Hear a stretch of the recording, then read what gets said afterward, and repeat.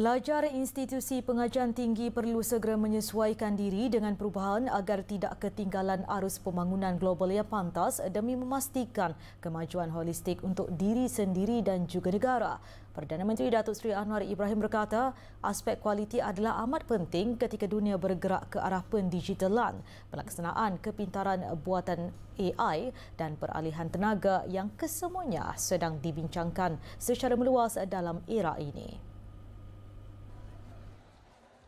Beliau turut menggesa pelajar supaya tidak melihat pemerolehan ilmu sebagai satu cara untuk mencapai kegemilangan kewangan. Sebaliknya, lebih memberikan tumpuan terhadap usaha untuk menyumbang kepada negara selaras dengan konsep madani.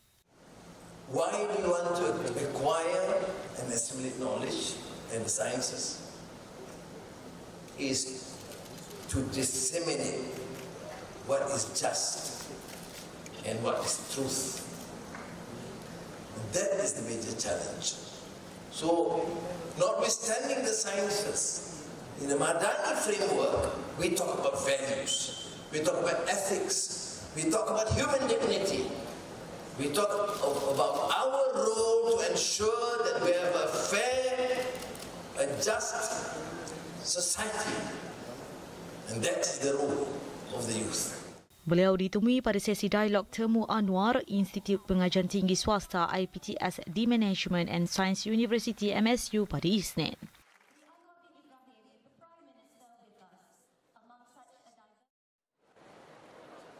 Sementara itu, Anwar turut menegaskan kepentingan AI dengan menyifatkan teknologi berkenaan sebagai keperluan yang semakin mendesak mengambil kira negara yang kekurangan tenaga pakar dalam bidang berkenaan.